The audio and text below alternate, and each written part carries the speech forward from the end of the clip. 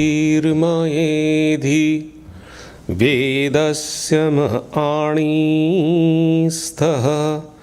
श्रुतं मे मा प्रहासि अनेनाधीतेनाहोरात्रान् सन्दधामि ऋतं वदिष्यामि सत्यं वदिष्यामि तन्मामवतु तद्वक्तारमवतु अवतु माम् अवतु वक्तारमवतु वक्तारम्। ॐ शान्ति शान्ति शान्तिः। हरिः ॐ। Om. May my speech be accorded with the mind.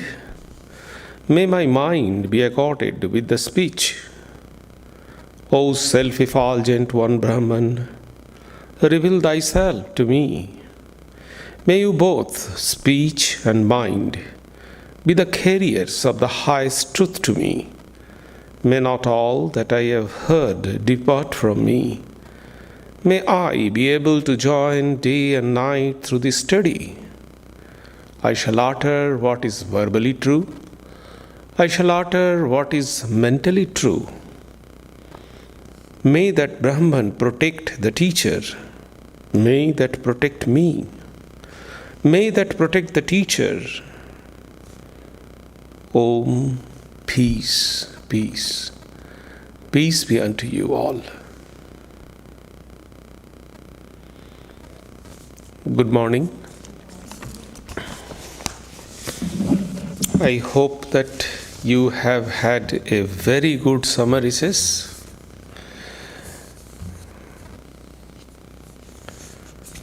Everyone was keeping well, and you are also doing well. After summer recess, this morning is our first lecture. And today is a very special day. Today is holy because on this very day, one of the prominent and very powerful disciple of Sri Ramakrishna was born about 156 years ago. I am dedicating this lecture at the feet of that great disciple of Sri Ramakrishna. If we start exercising our brain, or by asking ourselves who were the forerunners of the Vedanta movement in this country, first the name will come in our mind is Swami Abhedananda. And what is the second name will come in our mind? Before going to that, let me narrate you who are the direct disciples they visited in this country. It was Swami Vivekananda, obviously, Swami Turiyananda, Swami Trigunatitananda, Swami Saradananda, and Swami Abhedananda. Among them, Swami Saradananda came for a very short time, and he was asked by Swami Vivekananda to return to India. Swami Turiyananda and Swami Trigunatitananda devoted most of their time in the West Coast Bay Area. It was Swami Abhedananda who stayed 24 years in the United States and made Vedanta philosophy a way of life. Today is the holy birthday of Swami Abhedananda.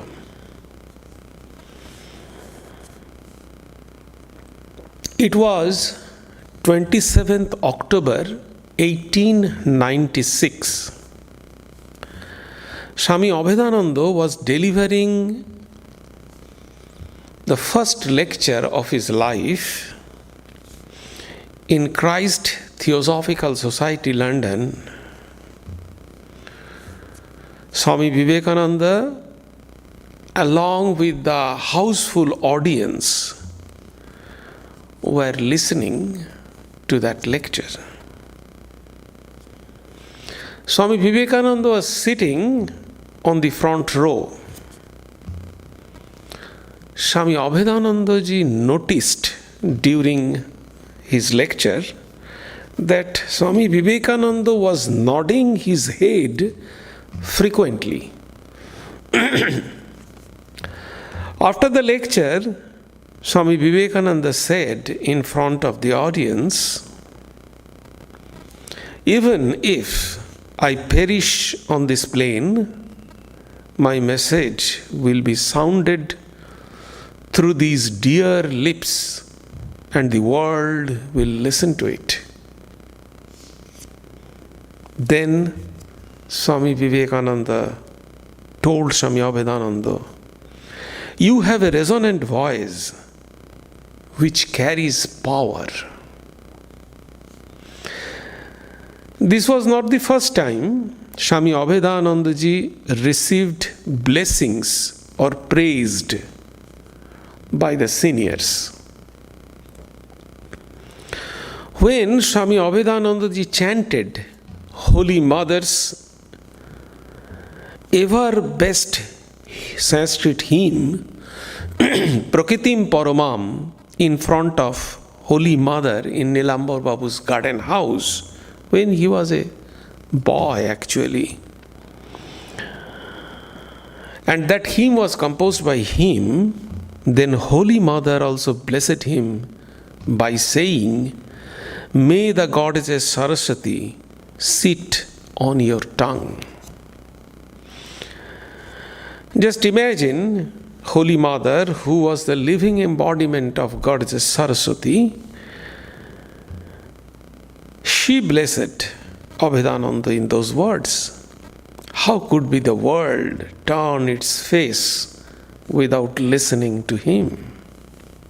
Sri Ramakrishna also blessed him by saying, "You will have the right Brahmajnana," the experience of Brahmajnana.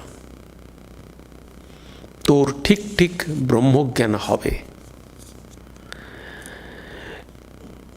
In the aphorism 19.1 of Patanjali's Yoga Sutra, we find there are two types of yogis who miss the highest goal, Kaivalya, for their insignificant mistake.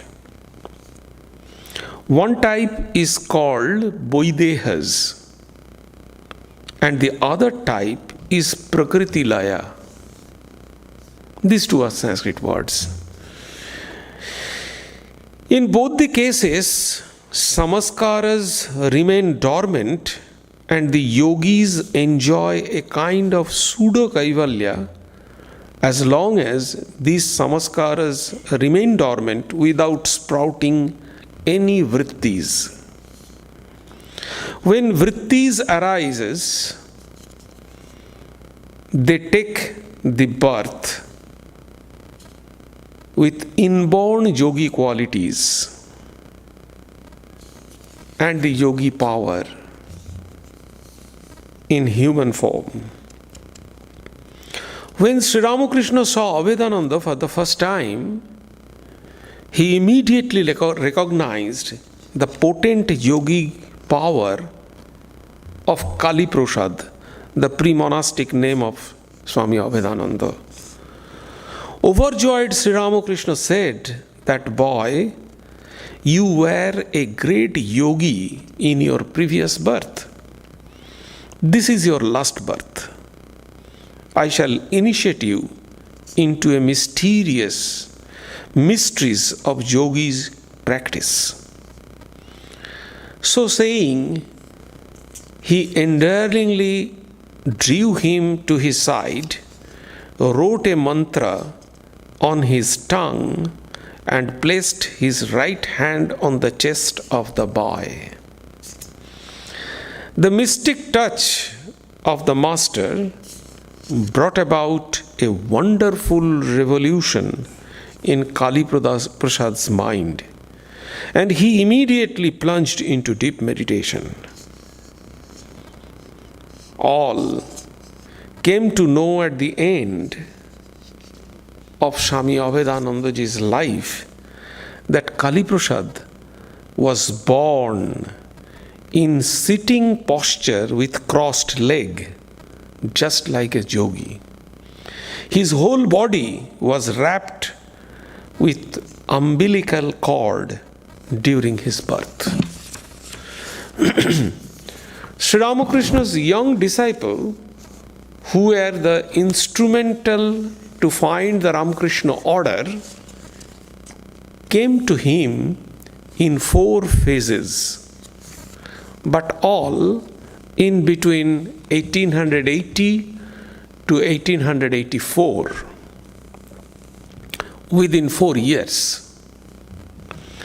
In first batch came Latu, Tarok, Noren and Rakhal, and that was between 1880-81. We must mention here that first among them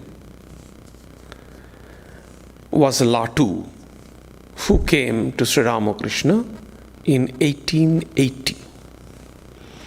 In second batch came Yogin, Baburam and Niranjan, and that was in 1881-82. The third batch came Sharot, Shoshi and Hari Prasanna, and that was in 1882 and 83. In the last batch, 1884, came Kali, Gangadhar and Shubodh. Kali Prasad was a bright student, became master in classical Sanskrit and studied whole works of Kalidasa. When he was a schoolboy, before crossing the boundary of school, he completed Western philosophy and Wilson's History of India.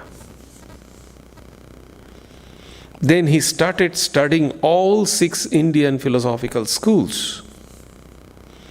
He was also a very good painter. The painting teacher inspired him to become a painter.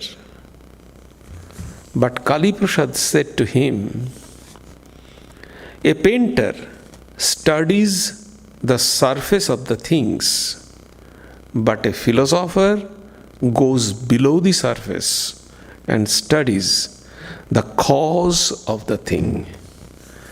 So I want to be a philosopher." His desire to learn philosophy and scripture was phenomenal. He was sent to a great scholar, Kalibar Vedanta Bagish, to learn Patanjali's yoga aphorism. At that time, Vedanta Bagish was translating Patanjali's yoga aphorism in Bengali. He was very busy, but still he did not refuse an earnest seeker of knowledge. He only got time to teach the aphorisms to Kali Prasad in the morning while his attendants gave him an oil massage before his birth. Kali learned Patanjali's yoga philosophy in that way. Then he started practical yoga like Hatha Yoga, Kundalini Yoga, etc. by studying Shiva Samhita. But alas, all these scriptures did not quench his thirst for knowledge. So he started searching qualified spiritual teacher. One of Kali's intimate classmate, Yogeshwar Bhattacharya, gave the information of Sri Ramakrishna of Dakshineshwar to Kali Prasad. All these happened when Kali Prasad was only a school student. One Sunday early morning, Kali started walking towards Dakshineshwar Kali temple from the city of Calcutta because he was born in North Calcutta at 21 Nimu Goswami Lane. His father was Rashik Lal and mother was Nayantara Devi. But he lost his way in between and by asking different people, ultimately, he reached Rani Rashmani's garden around 11 a.m. He did not have money. He was dead tired, hungry, thirsty, exhausted. Somehow asked a garden worker about Sri Ramakrishna and came to know that he had gone to Calcutta that morning. So upset Kali was a schoolboy, began to cry. Just then, another young boy arrived and asked Kali about Sri Ramakrishna. Hearing that Sri Ramakrishna had gone to Calcutta, the young boy was also disappointed. Afterwards, Kali came to know that his name was Shashi, who was little elder to Kali and advised him, "You should not return home without seeing the master. Is there any certainty that such an opportunity will come again in your lifetime? Have a bath in Ganges, take prasad, and then return Calcutta after a rest." He further said, "Look, brother, I have also come here without informing my parents. Don't worry. Better, we shall stay here tonight. Tomorrow, we shall see the master and return." Finally, the master came around 10 p.m.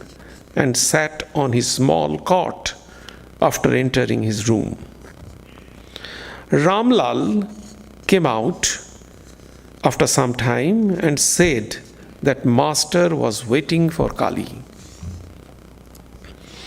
Kali entered into the room, bowed down at the feet of the master, and with beating heart told the master, "I have a desire to learn yoga. Will you kindly teach me?" The master said, "It is a good sign that you have a desire to learn yoga at this young age." Next morning, the master again talked with Kali, and I have already narrated what happened in that meeting. Sri Ramakrishna would train each disciple separately. Kali also grew up spiritually by direct supervision of Sri Ramakrishna. In Kashipur, Kali received the ochre cloth distributed by Sri Ramakrishna. In his autobiography, Swami Abhedananda ji wrote the description of passing away of Sri Ramakrishna. He wrote, "We saw at 1 a.m. and 2 seconds, 1 past 2 seconds a.m. on August 16, 1886, the Master suddenly merged into Samadhi as usual. His eyes were fixed on the tip of the nose. Narendra began to chant Om aloud, and we joined him. We expected the Master to come back from Samadhi soon and regain normal consciousness. But as the whole night passed and his outer consciousness did not return, we lost hope and were at a loss about what to do. Gradually, the news of the Master's passing away spread, and people began to flock to the Kashipur Garden House.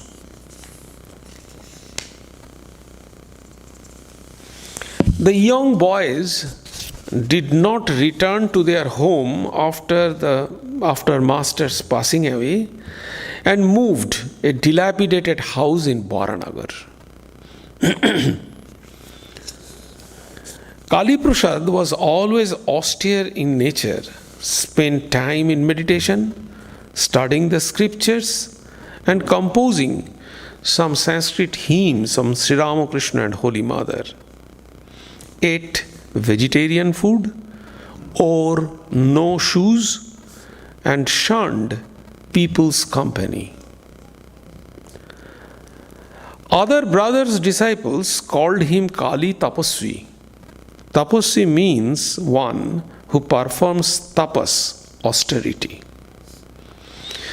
In January 1887, the young boys, the direct disciples of Sri Ramakrishna, took final monastic vow by performing Biraja Homa in front of Sri Ramakrishna's picture, and Narendra gave Kali a monastic name Abhedananda.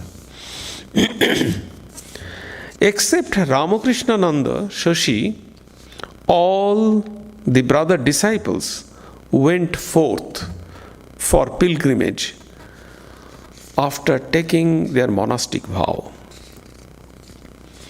By the time monastery moved to Alam Bazar, another ghost prison house.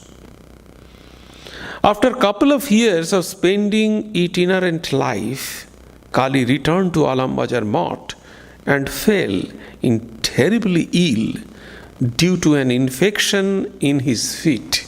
We know that he did not use the shoes. Doctor operated his feet 7 times and he was bedridden for 4 months. By the time Swamiji went to the United States, and the inmates got that news that Swami Vivekananda was going to deliver lecture in the Parliament of Religions in the Chicago. It was Abhedananda who went from door to door of the then famous people of Calcutta to collect a supportive letter of identification for Swami Vivekananda in 1893 and took the lead to organize a meeting of the dignitaries of Calcutta.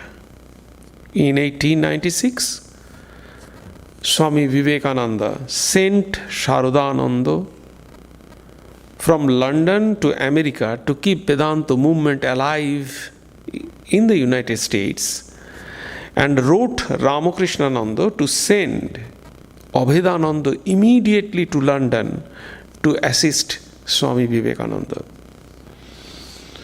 In middle of August 1896, Swami Abhedananda arrived in London, and I have already narrated the incident of his first lecture there. Swami Vivekananda returned to India in 1897 and called back Swami Sharadananda to India.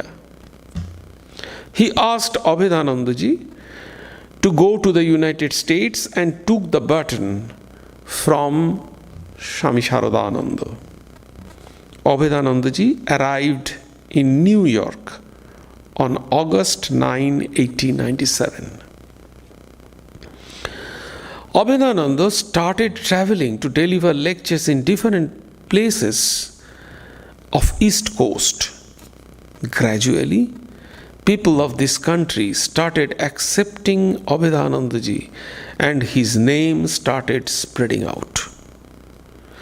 When Abhedanandaji became popular, some Christian missionaries in New York could not bear it.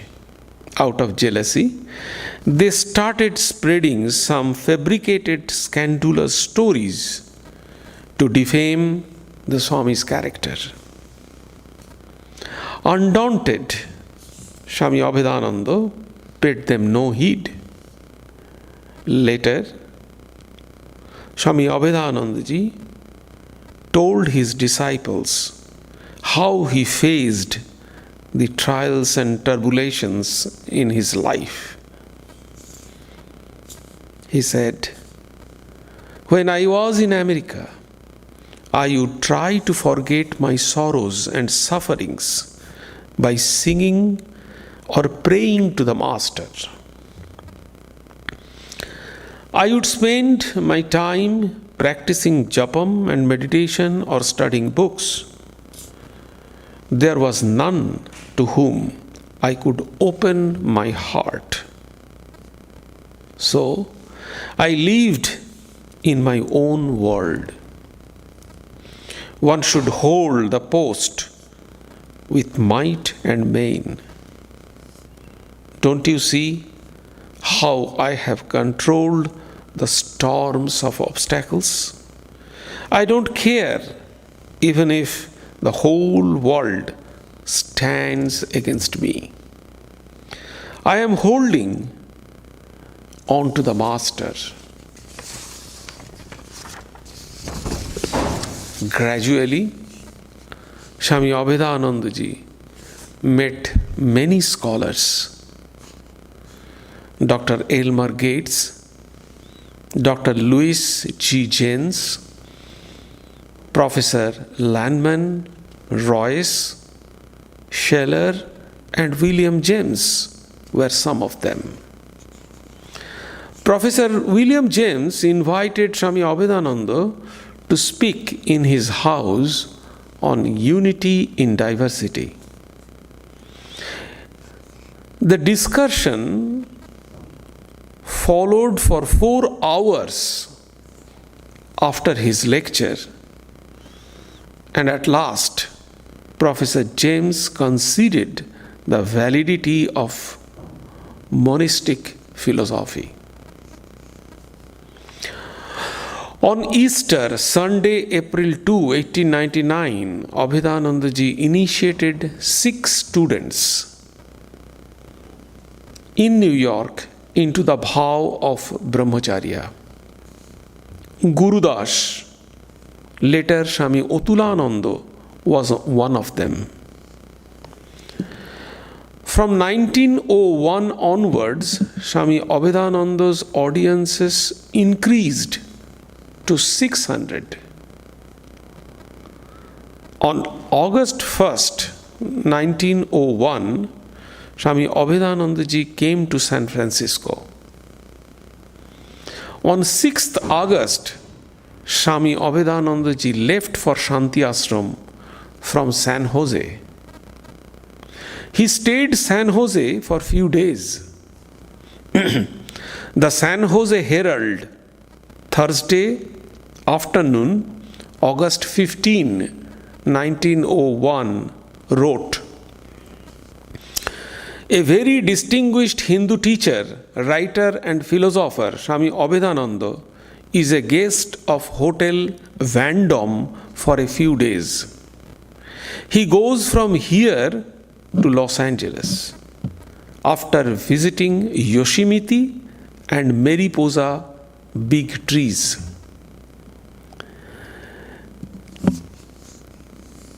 Perhaps you are aware that he was the second direct disciple who visited San Jose. The first one was Swami Turiyananda, who also went to Shanti Ashram from San Jose. And in this report of San Jose Herald, the Mariposa big trees is mentioned, and you know we have a center on Mariposa Avenue, San Jose. After passing away of Swami Vivekananda, Swami Abhedananda arranged a memorial meeting and read out the letters from Sharadananda and Premananda about Swami Vivekananda's death in New York. By the time he moved different houses, and ultimately he founded a permanent place for New York Vedanta Society. Mrs. Oli Bull, Miss Josephine MacLeod, and others paid their homage on that memorial meeting. On 27th January 1906, he visited India for 6 months and back to America in 1907. He brought Swami Paramananda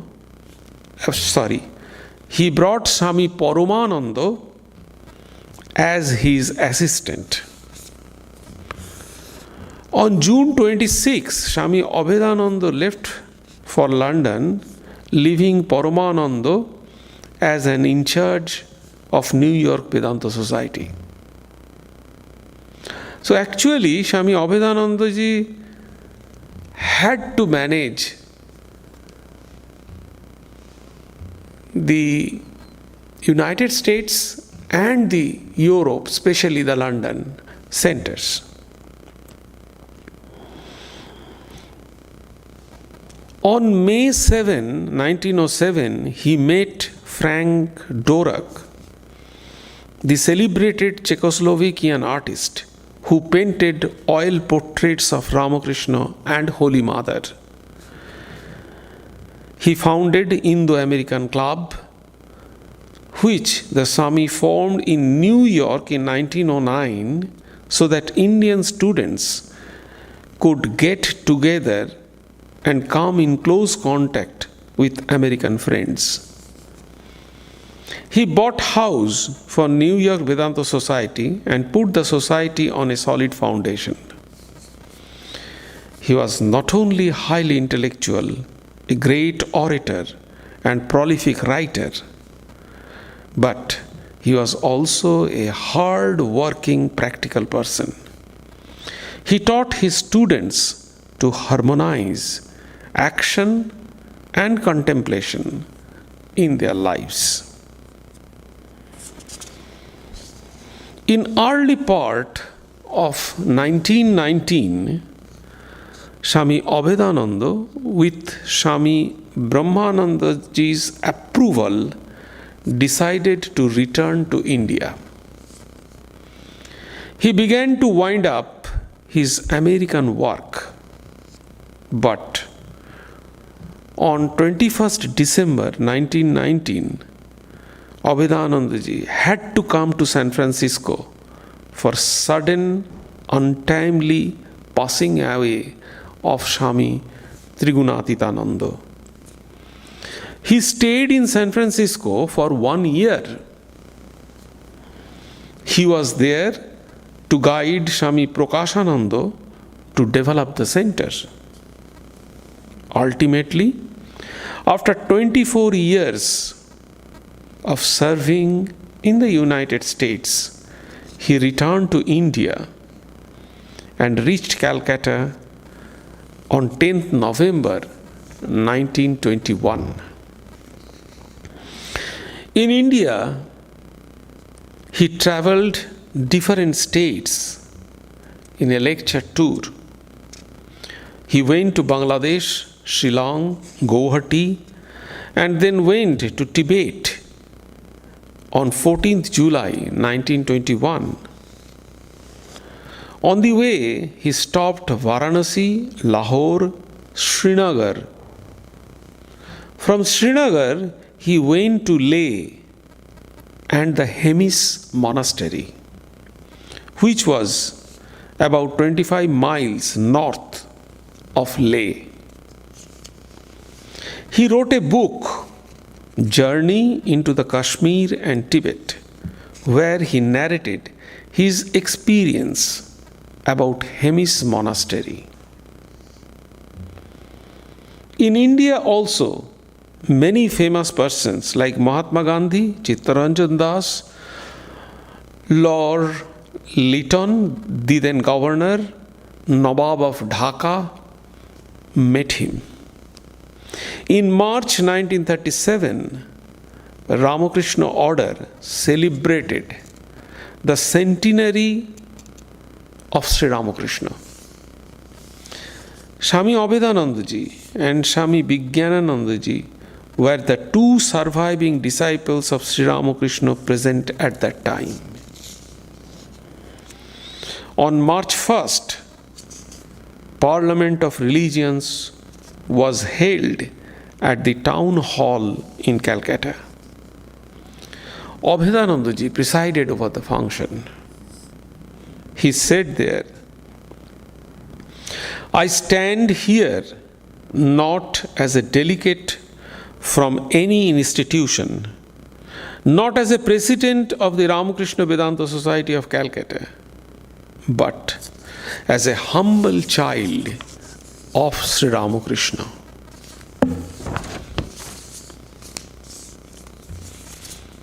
The next day, the Swami read a paper about Sri Ramakrishna, and it was his last public lecture. On the occasion of Sri Ramakrishna's centenary celebration, All India Radio in Calcutta broadcast Swami Abhedanandaji's 5-minute talk about Sri Ramakrishna in Bengali. Perhaps you know that it is available now in the YouTube. On his 73rd birthday, he said to one of his disciples, "I am only an instrument in the blissful, supportive play of the Master. And the moment my life's mission is over, I shall not wait even for a second longer." Brahmanandaji once remarked, "When Kali reduces his external activities, people will realize the manifestation of his spiritual power."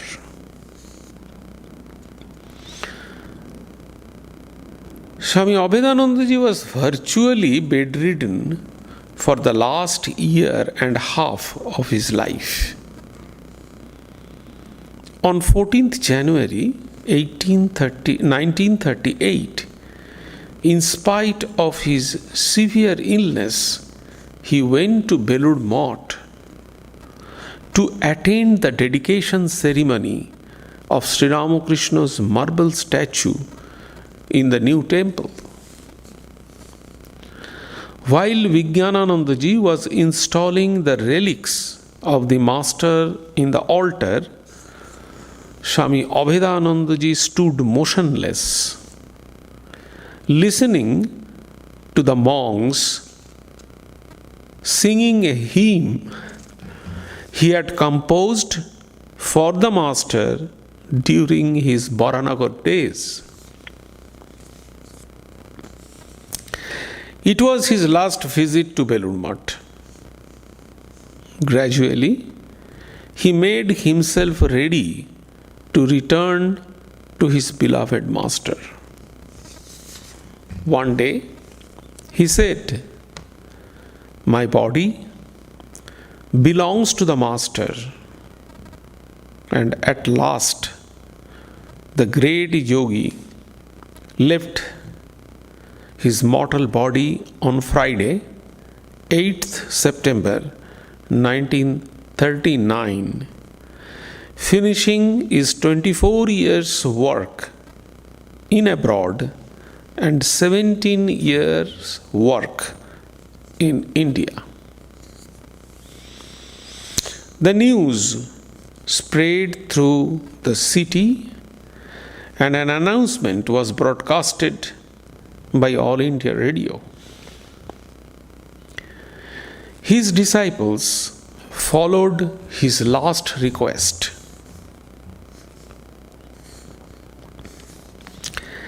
"Make a little place for me at the feet of the Master." Thus, he was cremated at the Kashipur cremation ghat. Towards the end of his life, Swami Abhedananda told his disciples, "Tapasya or austerity enhances willpower. Have self-confidence. Have faith in yourself.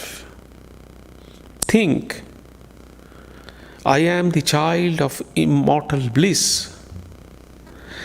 The infinite power is playing within me. If you have this conviction, you will conquer the world."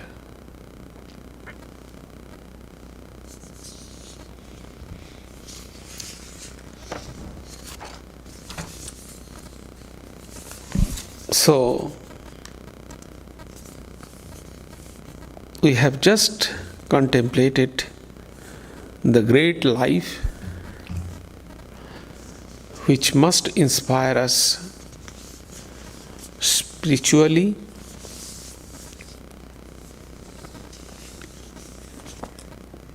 and we can learn the dedication of these great lives that they had to the Master. I pray at the feet of the Holy Trio and obviously Swami Abhedananda to bless us, to make our life blissful and fulfilled.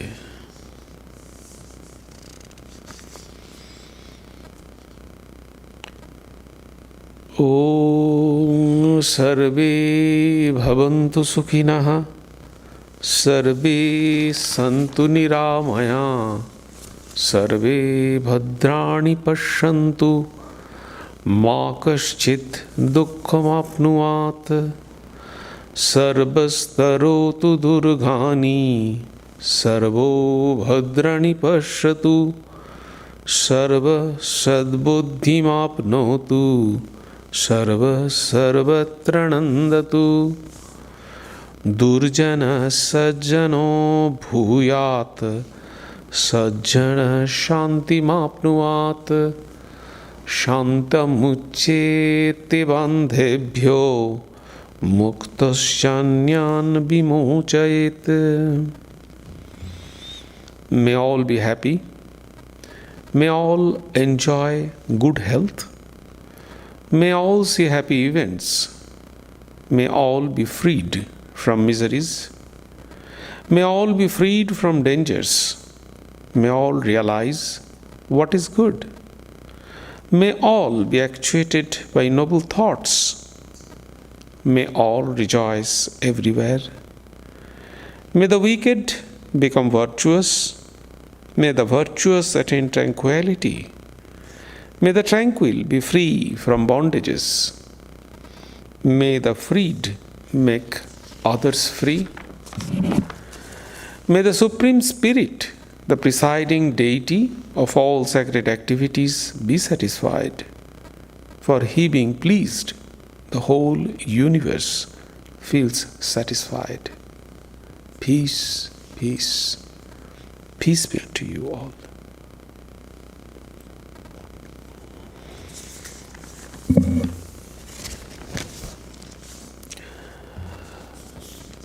We have few announcements. Next Sunday at 11 a.m. there will be a lecture. The title is Equanimity of Mind. How to maintain, in Bhagavad Gita, the highest teachings is equanimity of mind, balanced mind. So the title will be The Equanimity of Mind, and Swami Prasannatmananda will deliver the lecture. And on October 2nd, we will have the special worship of Mother Durga here at 3 p.m. And the next Sunday, we will have a very good lecture. We will have a guest speakers. 2 nuns are going to speak here on 18th October, Sunday. One of them is very famous, very popular in the YouTube, Swami Abhedananda Prana. They are coming from India. Abhedananda Prana is the editor of the English magazine of Sharada Mission. So, they are going to soon, you will get the information through our bulletin. So, it is the prior information on 18th October.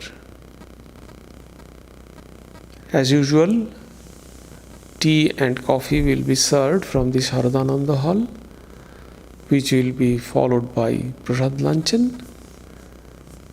You are all welcome. Thank you.